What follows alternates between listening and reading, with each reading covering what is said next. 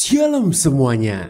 Dalam video ini terdapat 5 ayat Alkitab yang mana jika Anda sudah mengetahui dan memahami makna dari kelima ayat ini, maka dipastikan iman Anda kepada Roh Kudus telah mendalam. Dengan kata lain, tinggal menunggu waktu saja bahwa hidup Anda akan mengalami kemajuan dan kesuksesan yang lebih besar dibandingkan kebanyakan orang. Sebagai buah dari mengandalkan kuasa Roh Kudus dalam setiap aspek kehidupan Anda. Oleh karena itu, mari kita mulai. Ayat 1, Ibrani 4 ayat 12. Sebab firman Allah hidup dan kuat dan lebih tajam daripada pedang bermata dua manapun. Ia menusuk amat dalam sampai memisahkan jiwa dan roh, sendi-sendi dan sumsum. Ia sanggup membedakan pertimbangan dan pikiran hati kita. Ayat ini dengan jelas menunjukkan bahwa Roh Kudus berbicara kepada kita melalui firman Tuhan, yaitu Alkitab. Bagi orang Kristen, firman Allah bukan sekedar kata-kata tertulis, tetapi hidup, berkuasa, dan memiliki kemampuan untuk menembus hingga ke inti terdalam dari hati dan pikiran kita. Semua oleh karena Roh Kudus. Ketika Anda menghadapi kebingungan, kegelisahan, atau pertanyaan tentang ketidakadilan, penderitaan, maupun bencana dalam hidup ini, jawabannya dapat ditemukan dalam Alkitab. Segala hikmat, kekuatan, dan panduan untuk menghadapi masalah, meraih kemenangan, atau menjalani hidup yang penuh harapan tersedia dalam firman Tuhan. Berkat pengaruh Roh Kudus, Alkitab digambarkan sebagai sesuatu yang luar biasa, hidup, penuh kuasa, dan lebih tajam daripada pedang bermata dua.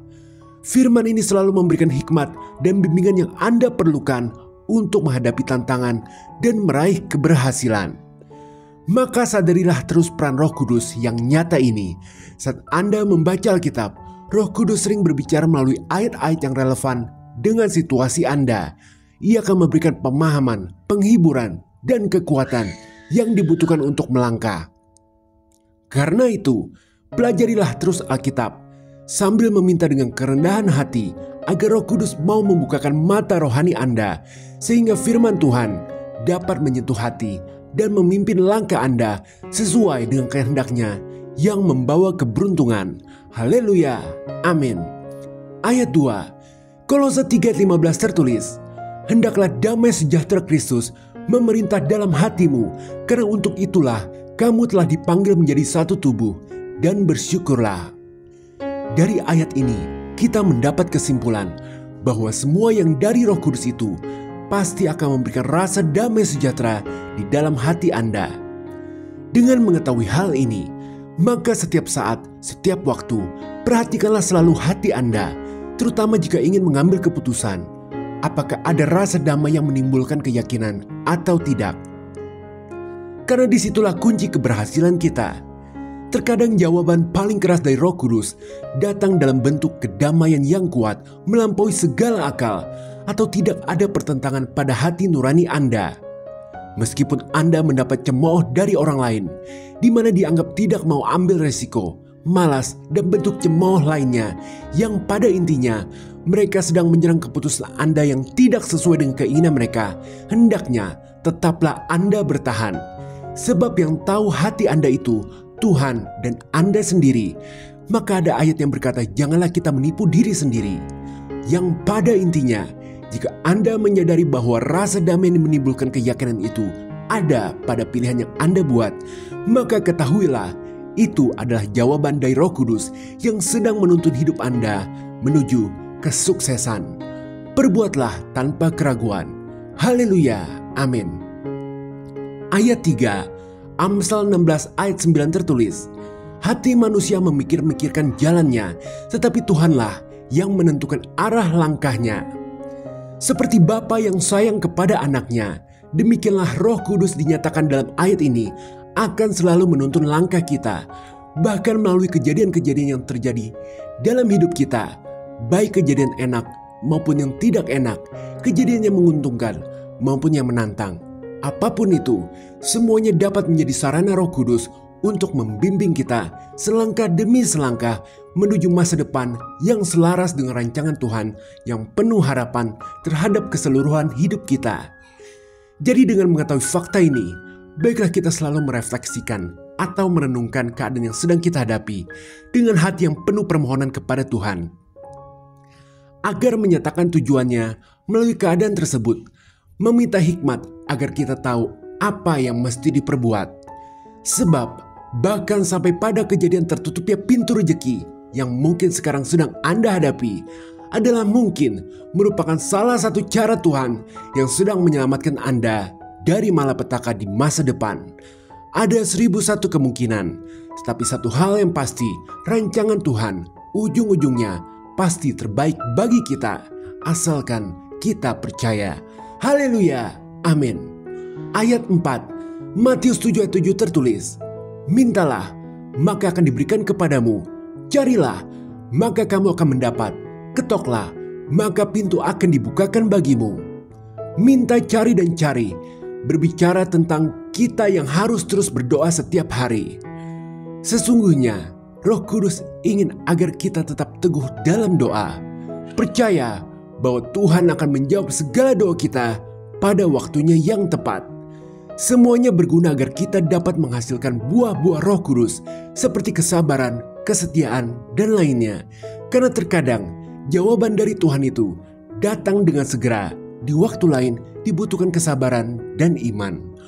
Menunggu waktu Tuhan datang dapat menyempurnakan karakter kita dan memperdalam ketergantungan kita kepadanya, semakin melekat bagaikan ranting kepada Tuhan, sang pokok anggur. Yang artinya, dalam penantian kita, Tuhan itu tidak menahan jawaban, melainkan sedang dalam proses membangun iman Anda agar menjadi kuat, sehingga sesuatu yang lebih besar dapat Anda terima. Haleluya, amin.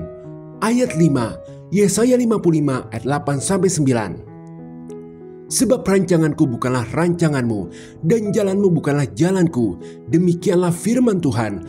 Seperti tingginya langit dari bumi, demikianlah tingginya jalanku dari jalanmu, dan rancanganku dari rancanganmu. Dalam dunia yang penuh dengan kebisingan, tantangan, masalah, dan ketidakpastian, membuat seringkali kita tidak dapat merasakan kuasa Roh Kudus. Terlebih, Tuhan itu tidak terlihat, membuat kita bisa sampai di satu titik mempertanyakan keberadaan Tuhan. Apakah Tuhan itu ada atau tidak? Akan tetapi, melalui ayat ini, kita dapat memahami kerja Roh Kudus, bahwasanya meskipun Tuhan terasa diam, bukan berarti Dia pergi meninggalkan kita atau bahkan tidak ada.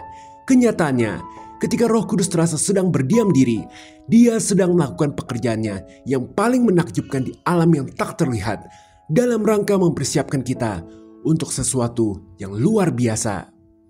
Mengapa kita susah untuk menyadarinya? Sebab jalan dan pikiran Tuhan lebih tinggi dari kita. Maka di saat Roh Kudus terasa diam, yang dapat kita lakukan adalah tetap setia dan percaya pada kedaulatan Tuhan. Malah, jadikanlah momen ini sebagai kesempatan untuk bertumbuh dalam iman. Berakarlah dalam doa yang tidak jemu-jemu. Baca Alkitab selalu. Dan ingatlah, segala sesuatu yang terjadi dalam hidup kita ada dalam kendali Tuhan. Dan Tuhan sedang bekerja untuk mendatangkan kebaikan bagi kita yang mengasihi Dia. Haleluya, amin. Sebagai pengingat, ingatlah selalu, Roh Kudus adalah pribadi ketiga dalam Tritunggal yang kekal bersama dengan Bapa dan Putra dalam satu kesatuan keilahian.